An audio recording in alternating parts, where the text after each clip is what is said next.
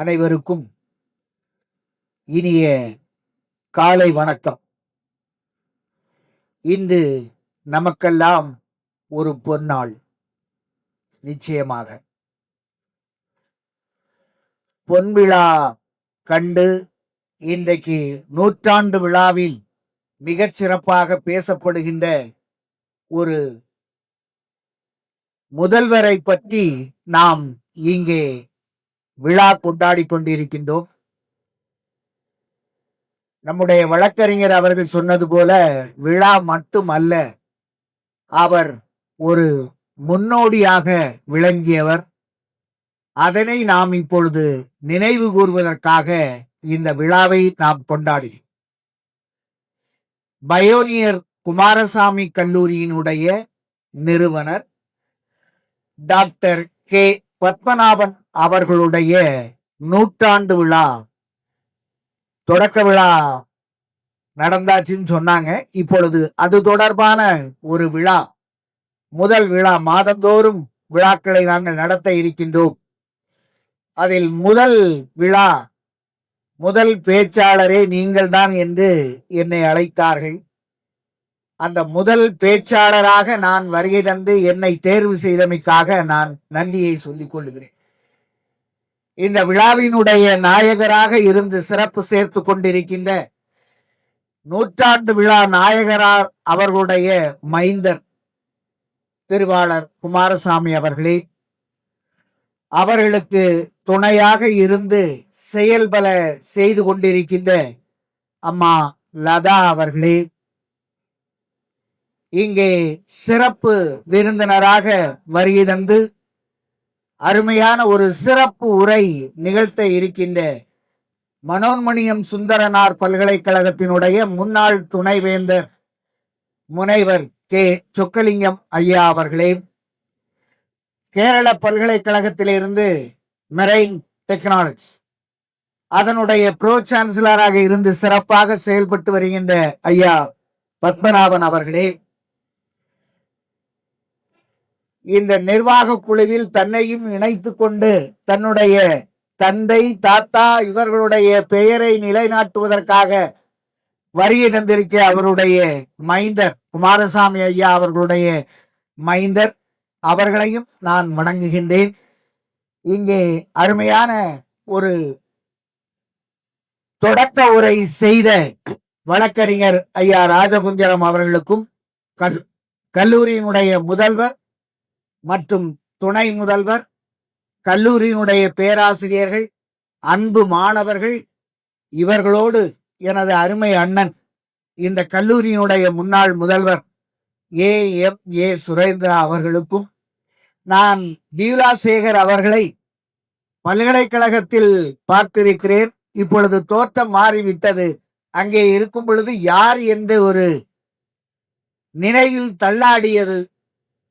இவர்கள்தான் அவர்களா என்று சொல்லக்கூடிய அளவிற்கு இங்கே வருகை தந்திருக்கின்ற கிரிமினாலஜி டிபார்ட்மெண்டினுடைய துறை தலைவர் பீலா சேகர் அவர்களே, மருத்துவர் விஜயலட்சுமி அம்மா அவர்களே, எனது அருமை பேராசிரியரும் இந்து கல்லூரியினுடைய முன்னாள் முதல்வர் டாக்டர் பி நாகலிங்கம் பிள்ளை அவர்களுக்கும், முன்னாள் விவேகானந்தா கல்லூரியினுடைய முதல்வர் நீலமோகன் அவர்களுக்கும், இந்த கல்லூரியினுடைய முன்னாள் முதல்வர் தனுஷ்கோடி அவர்களுக்கும் என்னுடைய வணக்கத்தை தெரிவித்துக் கொள்கிறேன்.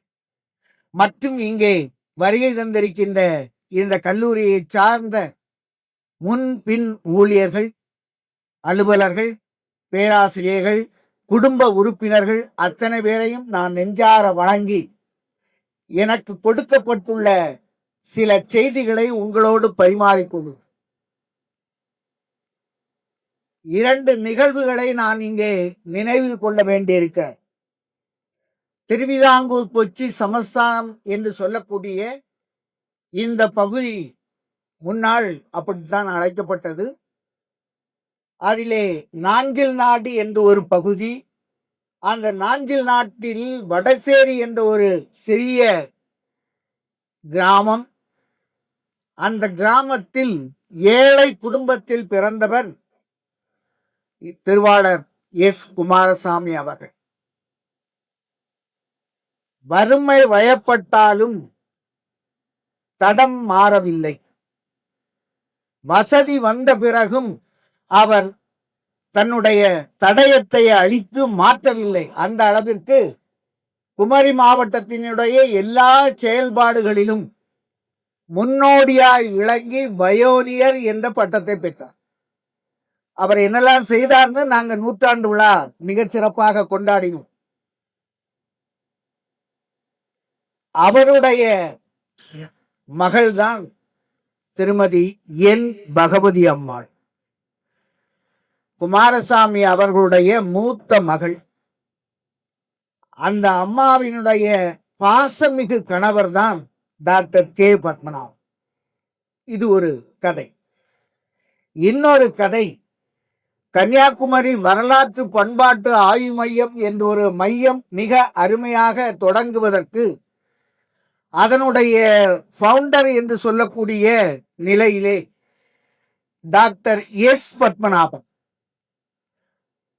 அரசு வங்கியிலிருந்து விஆர்எஸ் தானே முன்வந்து தன்னுடைய பணியை துறந்து வரலாறு, பண்பாடு, இலக்கியம் என்று ஒரு முன்னோடிகளை செய்து வருகின்ற ஒரு காலகட்டத்தில் பூதை சோ அண்ணாமலை என்று ஒரு மிகச்சிறந்த தமிழறிஞர், எழுத்தாளர், பத்திரிகையாளர், பூதப்பாண்டியை சார்ந்த அவர் டாக்டர் எஸ் பத்மநாபன் அவர்களுக்கு ஒரு பாராட்டு விழா நடத்துகிறார். அந்த பாராட்டு விழாவிற்கு டாக்டர் கே பத்மநாபன் அவர்களும் எங்கள் முன்னாள் துணைவேந்தர் டாக்டர் VI சுப்பிரமணியம் அவர்களும் கலந்து கொள்கிறார்கள். அப்போதுதான் டாக்டர் பத்மநாபன் அவர்கள் டாக்டர் எஸ் பத்மநாபனிடம், நீ தனியாக இருந்து செய்வதை விட ஒரு அமைப்பு மூலமாக இதை செய்தால் இன்னும் சிறப்பாக செய்ய முடியும் என்று ஒரு கருதுகோளை வைக்கின்றார். வைத்ததோடு 1001 ரூபாய் நன்கொடையும் வழங்கினார். இதெல்லாம் நான் அறிந்த வரலாறு. அதே இடத்தில் டாக்டர் VI சுப்பிரமணியம் அவர்களும் 1000 ரூபாய் நன்கொடையை கொடுக்க, அதன் மூலம் தொடங்கப்பட்டதுதான் கன்னியாகுமரி வரலாற்று பண்பாட்டு ஆய்வு மையம். 1991 ஜூலை 7ஆம் நாள் டாக்டர் எஸ் பத்மநாபன் அவருடைய பொதுச் செயலாளர், நான் அதில் செயலாளராக இருந்தேன். பட்டேல் எஸ் ராஜகோபால் அவர்களும் செயலாளராக இருந்தார்கள், இன்னும் பலர். இப்பொழுது அந்த நிறுவனத்தில் சொல்லும்படியாக யாரும் இல்லை. நான் மட்டும்தான் இங்கே உலாவிக் கொண்டு இருக்கின்றேன். மற்றவர்களெல்லாம் புதிதாக வந்தவர்கள் ஒரு சிலர் இருக்கிறார். டாக்டர் நாகராஜ பிள்ளை அவர்கள் இருந்தார்கள். எங்களுடைய முன்னாள் முதல்வர் டாக்டர் டி வேலப்பன் அவர்கள் இருந்தார்கள். இப்படி பலர் இருந்தார்கள். இன்று எல்லோரும் இறைவனடி சேர்ந்ததனால் அதனுடைய தன்மையிலே நான் மட்டும் இருக்கிறேன் என்று கருதி என்னை அழைத்தார்களோ என்னவோ தெரியவில்லை. பழைய புதிய வரலாற்றுப்படி நிறைய பேர் இணைந்திருக்கிறார்கள். அது ஒரு சூழல். இப்படி இந்த வரலாற்று பண்பாட்டு ஆய்வு மையத்தை நாங்கள் தொடங்குவதற்கு காரணகர்த்தாவாக இருந்தவர் டாக்டர் கே பத்மநாபன் அவர்கள். அதோடு நின்றுவிடவில்லை. 1994 திருவிதாங்கூர் மகாராஜா அவர்களை அழைத்து கொண்டு வந்து இந்த கல்லூரியிலே ஒரு கருத்தரங்கம் நடத்தினார். 1994 அந்த கல்லூரியிலும் அந்த நிகழ்விலும் டாக்டர் கே பத்மநாபன் அவர்கள் கலந்து கொண்டு பல அரிய செயல்களை, திட்டங்களை நமக்கு வழங்கினார். இப்படி பல அற்புதங்களை நிகழ்த்தியவர். 1997 ஒரு வேண்டுகோளை எங்களிடம் வைத்தார், வரலாற்று பண்பாட்டு ஆய்வு மையத்தில். என்னுடைய மாமா டாக்டர் அல்ல, ஆனால் அவர் டாக்டர் பட்டத்திற்கு உரியவர், எஸ் குமாரசாமி அவர்களுடைய 100ஆண்டு விழா வருகிறது. அதை நீங்கள் திறம்பட நடத்தி தர வேண்டும். இதற்காக நாங்கள் திட்டமிடல், அது எல்லாரிடமும், நம்முடைய மாவட்டத்தினுடைய அனைத்து மக்களிடமும் அந்த திட்டமிடல் என்பது நிரம்ப உண்டு. பேராசிரியர் நாகலிங்கம் பிள்ளை அவர்கள் இருக்கிறார்கள். அவர்கள் திட்டமிடலில் வல்லவர். I know it very well. அந்த அளவிற்கு திட்டமிடலுக்காக நம்முடைய டாக்டர் கே பத்மநாபன், நான் அப்பதான் சந்திக்கிறேன் அவரை, டாக்டர் கே பத்மநாபன் அவர்களுடைய இல்லத்திற்கு சென்றோம் பல முறை. நானும் doctor S Padmanabhan, Patel S Rajagopal, இவர்கள் நாங்க 3 பேரும் போவோம்.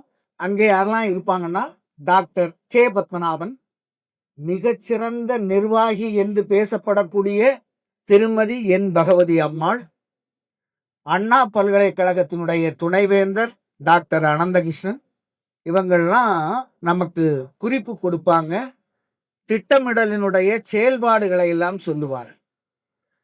அந்த அளவிற்கு அந்த திட்டமிடலை மிகச் சிறப்பாக நடத்தி காட்டிய வல்லவர் தான் டாக்டர் கே பத்மநாபன் அவர்.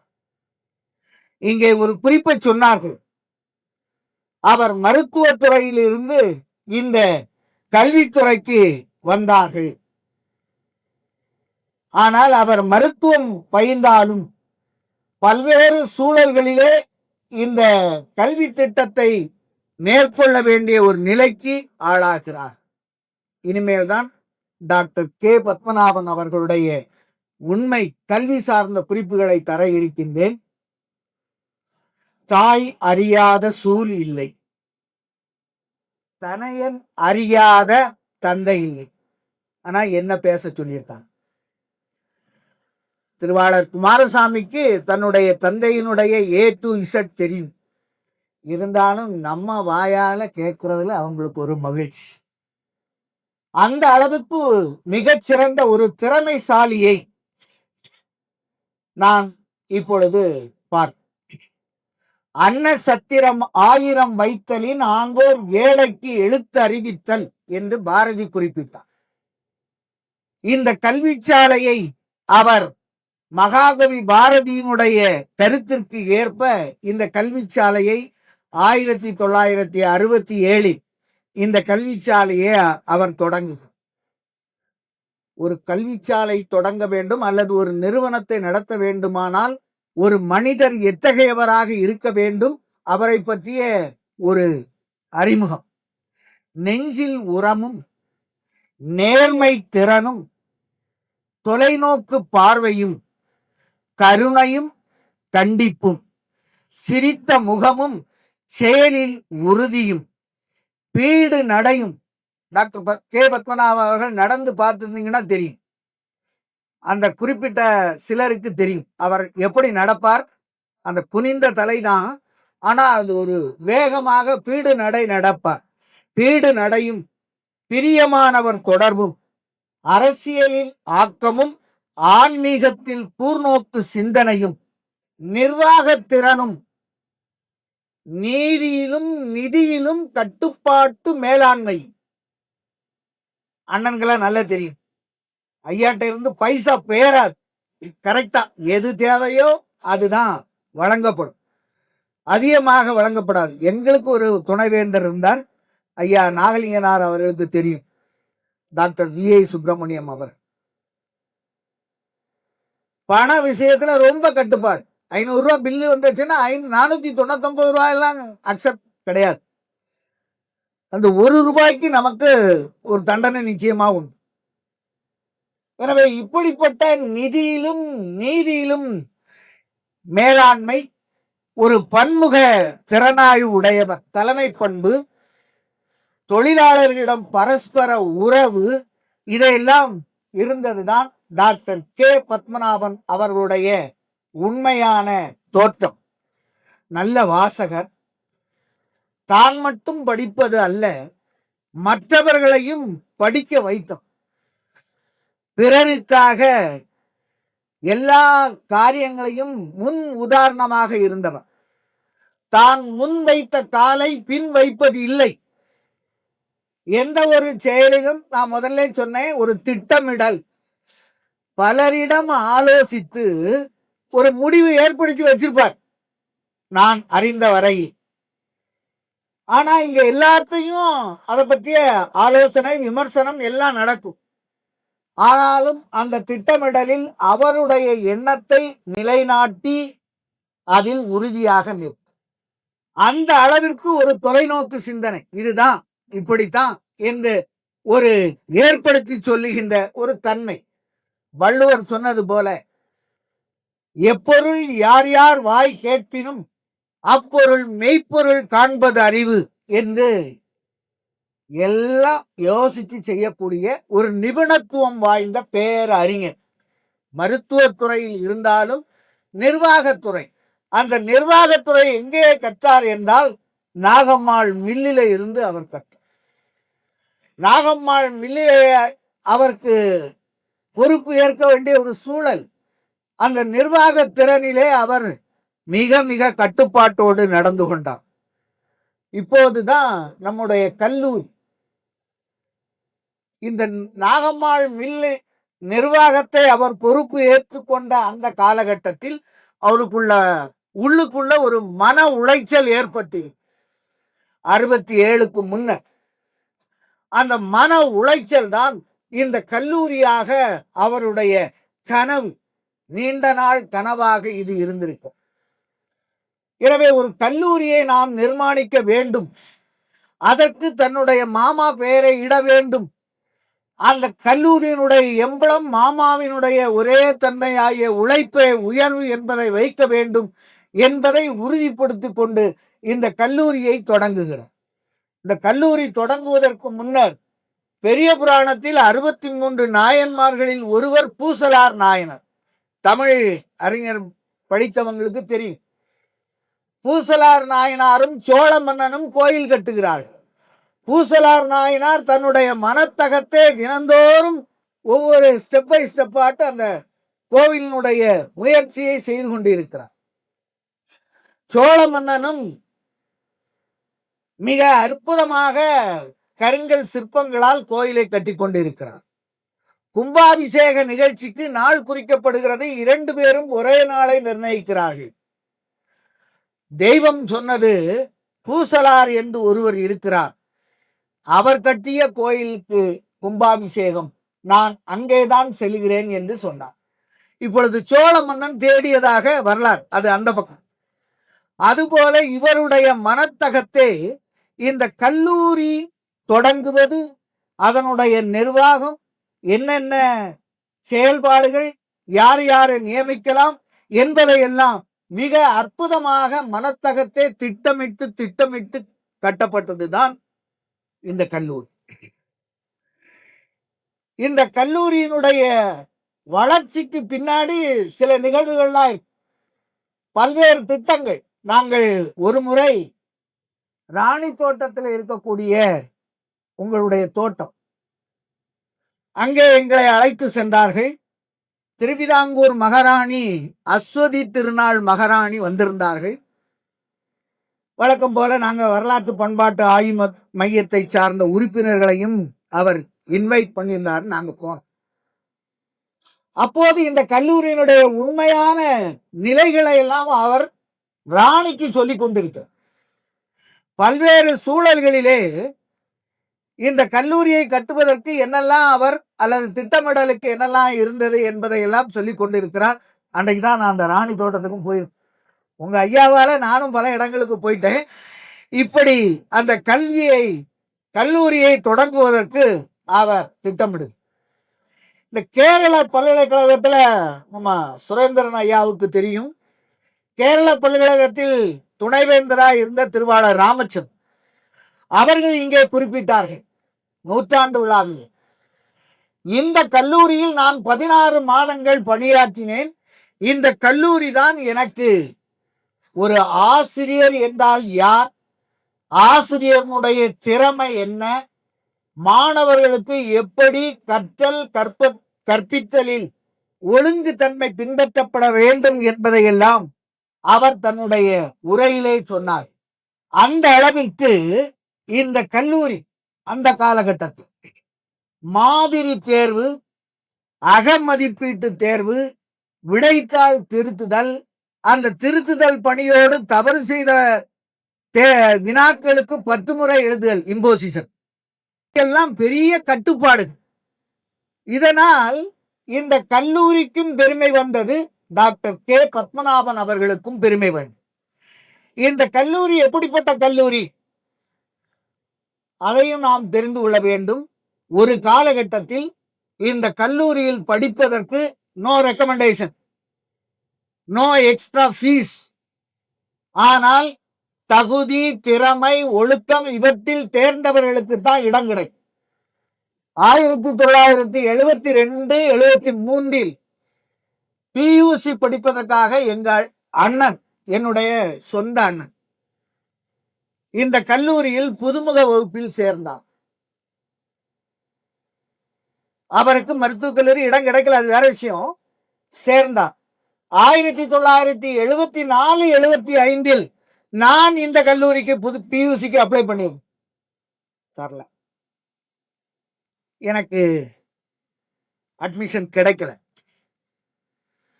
அப்போதான் நான் எங்க போனேன், ஸ்காட் கிறிஸ்டியன் காலேஜில் பியூசி அங்கதான் படிச்சேன். அங்கே எனக்கு இடம் கிடைத்தது. அப்படி ஒரு காலகட்டத்தில் இடம் கிடைப்பது அரிதாக இருந்தது. இந்த கல்லூரியில் இடம் கிடைப்பது அரிது, இடம் கிடைத்தால் உயர்வு உறுதி என்று சொல்லுகின்ற அளவிற்கு மிக சிறப்பான தன்மையிலே இந்த கல்லூரி இருந்தது.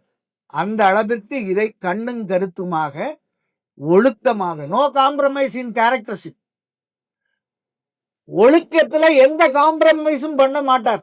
அது ஆசிரியராயினும் சரி, அலுவலராயினும் சரி, மாணவராயினும் சரி. நாகம்மாள் மில்ஸ்ல கூட அப்படிதான். அதையும் நான் அந்த நூற்றாண்டு விழா கொண்டாட்டத்தில் பார்த்தேன். இங்க இருக்கக்கூடிய பயனியர் குமாரசாமி சிலையை எடுத்து வந்தார். அவர் முன்னிலையில் அவரே ஆளை வச்சு கிட்ட பக்கத்துல நிற்பார். நல்ல வேளை அவர் தூக்கல, அவ்வளவுதான். ஆனா அந்த கையெல்லாம் அப்படி வரும், எமோஷன். இந்த சிலையை அப்படியே தூக்கிட்டு வந்து பெருமாள் திருமண மண்டபத்தில் இறக்கி அதை அப்படி லேண்ட் பண்ணது வர கண்ணும் கருத்துமா அந்த ஒவ்வொரு வேலையாட்களையும் உத்து பார்த்து பார்த்து அதுக்கு என்னெல்லாம் பேச்சு வந்திருக்கும் நம்ம ஒரு கற்பனையில பண்ணியிருக்கோம். அந்த அளவுக்கு மிக சிறப்பாக கண்ணும் கருத்துமாக செயல்படக்கூடிய each and every thing in நீங்களே தான் ஸ்மால் திங்ஸ் சொல்லுவாங்க. சின்ன விஷயங்கள்ல கூட ரொம்ப கவனமாக இருப்பாரு. அந்த அளவுக்கு இவர் இப்படி தேர்வு செய்ததனால் இந்த கல்லூரி பல பெருமைகளை அடைந்தது. இதனால இவருடைய புகழ் பரவிய, அப்படி பரவிய காரணத்தினால் 1966 78 மதுரை, அன்றைக்கு மதுரை காமராஜ் யூனிவர்சிட்டி தான், 90 தான் நம்முடைய மனோன்மணியம் சுந்தரனார் யூனிவர்சிட்டி வருது. 66 78 மதுரை காமராஜர் பல்கலைக்கழகத்தில் சிண்டிகேட் மெம்பராக இருக்கு. அது 12 ஆண்டுகள் அங்கே தொடர்ச்சியாக இருந்து கொண்டிருக்கிறார். இந்த சூழலில் தான் டாக்டர் மு வரதராசனார், மிகச்சிறந்த தமிழ் விற்பனர்.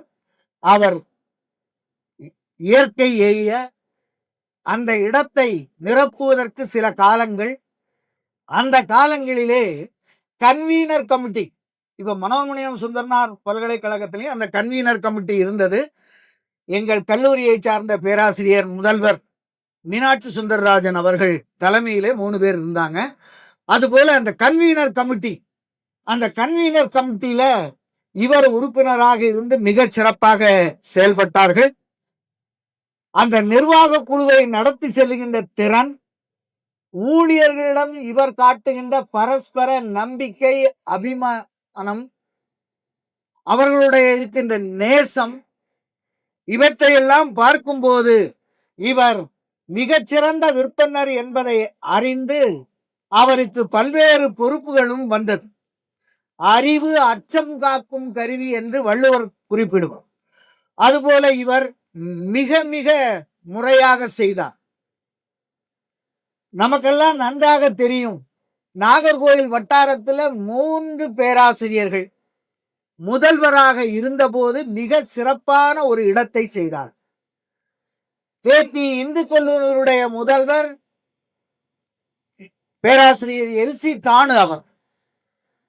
ஸ்காட் கிறிஸ்தவ கல்லூரியினுடைய முதல்வர் John D K Sundar Singh அவர். பயனியர் குமாரசாமி கல்லூரி, நான் சிலரை நினைவுபடுத்துகிறேன். பயனியர் குமாரசாமி கல்லூரியிலே முதல்வராக ஆர்தர் டேவிஸ் என்று ஒருவர் இருந்தார். பலருக்கு நினைவில் இருக்கு. அவர் இந்த நகரத்துல வலம் வருகிறார்னா அவருடைய பைக்கு சவுண்டு காட்டும். நான் நேரடியாகவும் பார்த்திருக்கேன், அந்த சவுண்டையும் கேட்டு ஒரு பயம். எல்சி சாரை கண்டா எங்களுக்கு பயம் மாதிரி. பியூசி நான் ஸ்காட்ல படிக்கும் பொழுது ஜான் டி அண்ணன் அப்பொழுது MA John D K Sundar Singh கண்டா அதுக்கு வேற பேர்லாம் சொல்லுவாங்க, அதெல்லாம் இப்ப வேண்டாம். அவரை கண்டா கேம்பஸே கிளியரா யாரும் இருக்க மாட்டாங்க. ஆர்டர் டேவிஸும் அப்படித்தான் இருந்தான், அதையும் நான் நன்கறி. அப்படி ஆசிரியர் தேர்விலும் மாணவர் தேர்விலும் ஒரு ஒழுக்கத்தை கடைபிடிக்கும். அதனால்தான் கல்லூரி பெருமை வாய்ந்ததாக இருக்கு. இன்றைக்கு அதை நாம் நடைமுறைப்படுத்துவது என்பது அவ்வளவு எளிது அல்ல. ஏன்னா அரசு சில தகைமைகளை வைத்திருக்கின்றது. அது மட்டுமல்லாமல் நீதிக்காகவும் நியாயத்துக்காகவும் போராடிய வரலாறை நூற்றாண்டு விழா கொண்டாட்டத்திலே டாக்டர் வேலப்பன் சார் அவர்கள் ஒரு குறிப்பை சொன்னார்கள். இந்து கல்லூரியில் நாங்கள் பணியாற்றும் போது ஒரு 5 பேருக்கு பணி நீக்கம் உத்தரவு வந்து விட்டது. அந்த பணி நீக்க உத்தரவை மீண்டும் மாற்றி அமைத்து எங்கள் 5 பேருக்கும் பணி கிடைப்பதற்கு உதவியவர் டாக்டர் பத்மநாபன் அவர். ஏன்னா அவரு இதுல தவறு இருக்கிறது, இந்த பணி நீக்கம் ஒழுங்கீனமாக செய்யப்பட்டது என்று அவர் கருதி இந்த பணி நீக்கத்திற்கு எதிராக குரல் கொடுத்து 5 பேருக்கும், அதுல டாக்டர் வேலப்பன் அவர்களும் ஒருவர், அவர்களுடைய பணி நீக்கத்தை நீக்கியவர். இதனுடைய தொடர்ச்சியாக ஐயா அவர்கள் குறிப்பிட்டது போல அகஸ்தீஸ்வரம் விவேகானந்தா கல்லூரியில் ஆரம்பிக்கின்ற ஒரு எண்ணம், ஆரம்ப குழு எல்லாம் நடக்குது. அதிலே அதனுடைய தலைவர் பாண்டி நாடார். அந்த பாண்டி நாடார் இந்த கல்வி நிறுவனத்தை ஒரு வரை அறைக்குள் கொண்டு வாருங்கள், வகை தொகை செய்து தாருங்கள் என்று டாக்டர் கே பத்மநாபன் அவர்களிடம் வேண்ட, அவர்கள் அந்த கல்லூரியில் ஆசிரியர் நியமனம், பல்வேறு திட்டங்கள், கல்லூரி கட்டிடங்கள் போன்றவற்றுக்கெல்லாம் வழி வகை செய்து கல்லூரியை அவர்களிடம் ஒப்படைக்கிறார். அப்படி நிர்வாகத்தை தொடக்க நிலையிலே இருந்து நடத்தியவர்.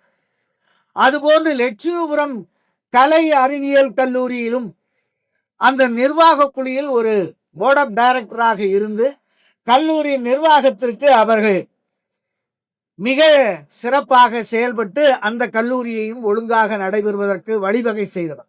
இப்படி 3 கல்லூரிகள், இன்னும் சில கல்லூரிகள் உண்டு, நான் பெயர் சொல்ல விரும்பவில்லை.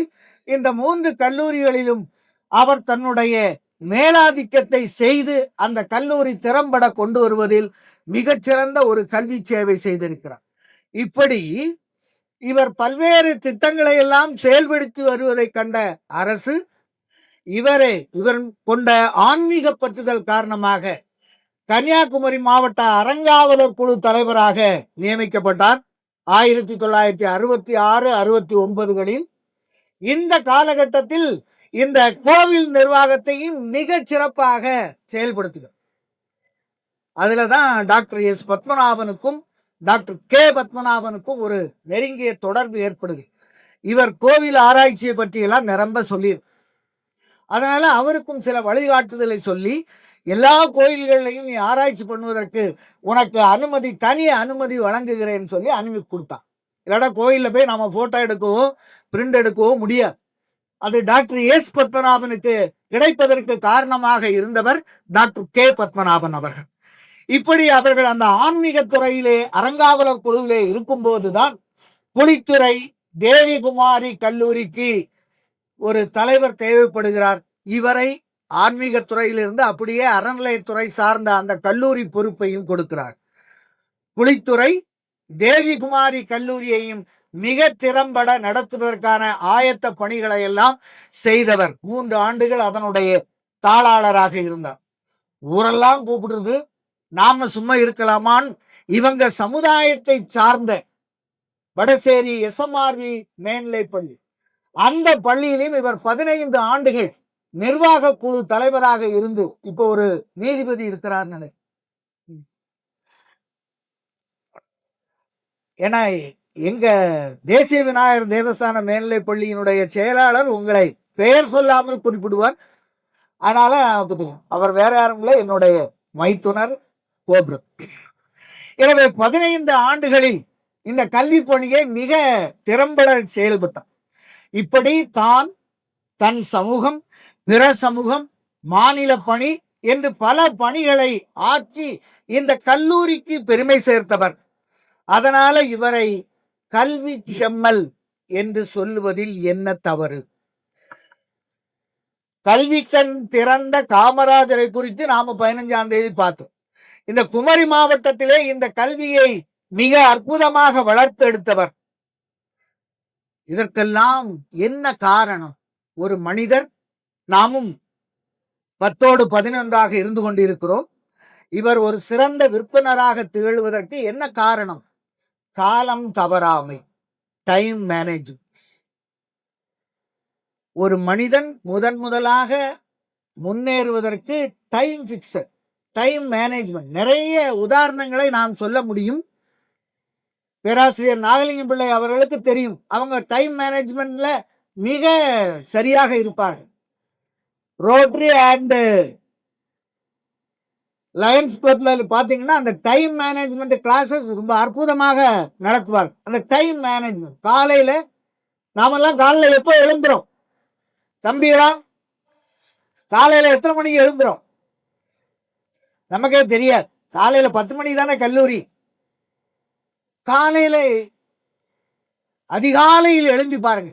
அந்த 4:30 to 6 மணிக்கு அந்த பிரம்ம முகூர்த்தம் சொல்லுவாங்கல்ல, அந்த நேரத்துல எழும்பி பாருங்க. உங்களுக்கு நிறைய நேரம் கிடைக்கும், ஃப்ரெஷ் ஐடியாஸ் கிடைக்கும். அதனால அந்த நேரத்தை அவங்க இது பண்ணோம். அது காலை நேரம். ஆனால் நீங்க ஃபிக்ஸ்டு என்று சொல்லும் போது டைம் மேனேஜ்மெண்ட் 10 மணி சொன்னா 10 மணிக்கு தயாராக இருக்கிறது. 4 மணிக்கு உங்களுக்கு கல்லூரி முடிகிற மாதிரி ஒவ்வொரு நிகழ்வும் அந்த குறிப்பிட்ட நேரத்துக்குள்ள முடியவும் வேண்டும். அதை காலம் தவறாமை, கடும் உழைப்பு, கொள்கை பிடிப்பு, ஒழுக்கம், தலைமை பண்பு போன்ற காரணிகள் தான் அவரை இந்த அளவுக்கு உயரச் செய்யும். அது மட்டுமல்லாது தன்னை போல பிறரையும் நேசிக்கின்ற ஒரு உணர்வு, செயற்கரிய செய்வர் பெரிய. இந்த அளவில் உலகம் வியக்கும் பல செயல்களை இந்த செய்தவர் தான் நம்மிடையே நடமாடிக்கொண்டிருக்கும் இன்றைய கதாநாயகர், நூற்றாண்டில் வாழும் டாக்டர் கே. பத்மநாபன் அவர்கள். புறநானூற்றிலே 87வது பாடல் ஔவையார் பாடல். களம்புகள் ஓம்பு மீன் தெவ்வீர் போர் எதிர்ந்து எம்முழும் உளன் ஒரு பொருணன் தினமும் என் தேர் செய்யும் தச்சன் திங்கள் வடித்த கால் அன்னோனே என்று ஔவையார் அதியமானை புகழ்ந்து பேசும். ஒரு தச்சன் தினந்தோறும் 8 தேர்களை செய்யும் ஆற்றல் உடையவன். அவன் ஒரு நாளில் ஒரு மாதம் முயன்று ஒரு தேர் சக்கரத்தை மட்டும் செய்தால் அது எவ்வளவு ஆற்றலும் வீரியமும் திண்மையும் உடையதாக இருக்குமோ அதுபோல திண்மையானவன் எங்கள் அதியமான். எனவே போர்க்களத்தில் நீங்கள் புறம் முதுகிட்டு ஓடுவீர்கள், முதல்ல போரை கைவிட்டுருங்கன்னு ஔவையார் பகைஞர்களுக்கு ஒரு எச்சரிக்கை கொடுக்கும். அதுபோல டாக்டர் கே. பத்மநாபன் அவர்களும் திண்மையானவர், செயலாற்றல் உடையவர், தொலைநோக்கு சிந்தனை உடையவர், எல்லா கட்டுப்பாடுகளையும் தன்வசம் உடையவர்கள் என்ற தன்மையில் அவருக்கு அவருடைய குடும்பத்தினரும் நாமும் பெருமை அடையும். அவருடைய குடும்பத்தினர் நிரம்ப பெருமை அடையலாம். நம்ம அப்பா, நம்ம தாத்தா, நம்ம மாமா என்று அவர்கள் பெருமை அடையலாம். நம் சமுதாயத்தில் இப்படி ஒரு மனிதன் இருந்திருக்கிறார் என்று நாம் பெருமை அடையலாம். கொஞ்சம் நினைச்சு பாருங்க. ஒரு மருத்துவர், ஒரு நிர்வாகி, ஒரு எஸ்டேட் உரிமையாளர், உயர் பொறுப்பிலே இருந்தவர், அரசியல் தொடர்புடையவர், பல்வேறு தன்மைகளை எல்லாம் கையாளுவதில் வல்லவர். இதெல்லாமா அவருடைய பெருமைக்கு காரணம் என்றால் இல்லை. அவரது அயராத சிந்தனை, கடின உழைப்பு, செயல்திறன் இதுதான். 1967 தொடங்கப்பட்ட இக்கல்லூரி 77களுக்கு உள்ளாக தமிழகம் முழுவதும் பல்வேறு பெருமைகளை பெற்றுக்கொண்டே இருந்தது. அன்றைய கல்வி அமைச்சர் நாவலர் நெடுஞ்செழியன், அவர் பேச கேட்டிருந்தீங்கன்னா அப்படியே கேட்டுட்டே இருக்கும். நாவலர் நெடுஞ்செழியன் கையாலே இந்த கல்லூரி பல பரிசுகளை பெற்றிருக்கு. ஐயா குறிப்பிட்டாங்க, இன்னைக்கு நீட் எக்ஸாம், அன்னைக்கு there is no needs. PUC மதிப்பெண்ணை வைத்துக் கொண்டுதான் அவங்க எம்பிபிஎஸ் அல்லது என்ஜினியரிங் படிக்க செல்வார். அந்த அளவிற்கு இந்த கல்லூரியில் படித்த பெரும்பாலான மாணவர்கள் மருத்துவர்களாகி முன்னேறிக்கிறார்கள். அதிலேயும் நிறைய பேர் இருக்காங்க, எனக்கு தெரியும். இப்படி பல்வேறு பெருமைகளை எல்லாம் சேர்த்தவர் தான் இந்த கல்லூரியினுடைய பெருமைக்கு காரணம். கல்லூரியினுடைய பெருமை மட்டுமல்லாமல் கல்வியாளர் பலரோடும் தொடர்புடையவர். தேப்பு மீனாட்சி சுந்தரனார், டாக்டர் மு வரதராசனார், டாக்டர் சிட்டிபாபு, டாக்டர் வி.சி. குழந்தைசாமி, வாசுப மாணிக்கம் போன்றவர்களோடு அண்ணா பல்கலைக்கழகத்தினுடைய துணைவேந்தர் அனந்தகிருஷ்ணன் போன்றவர்களோடும் மிகச்சிறந்த தொடர்பு வைத்திருந்தவர். அது மட்டுமல்லாமல் சமூக சேவைகளிலும் இயல்பாக வந்தவர்கள்.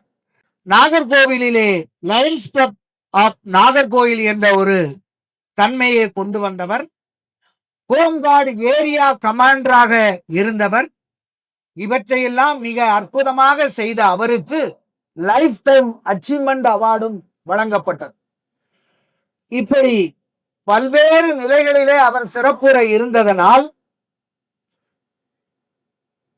டாக்டர் கே பத்மநாபன் அவர்கள் தன்னுடைய மாமா குமாரசாமி அவர்களுடைய 100ஆண்டு விழா ஏற்புரையில் 2 செய்திகளை சொன்னார்கள். அதை சொல்லி நான் விடைபெறுகிறேன். இந்த பயோனியர் விழா ஏன் கொண்டாடப்படுகிறது?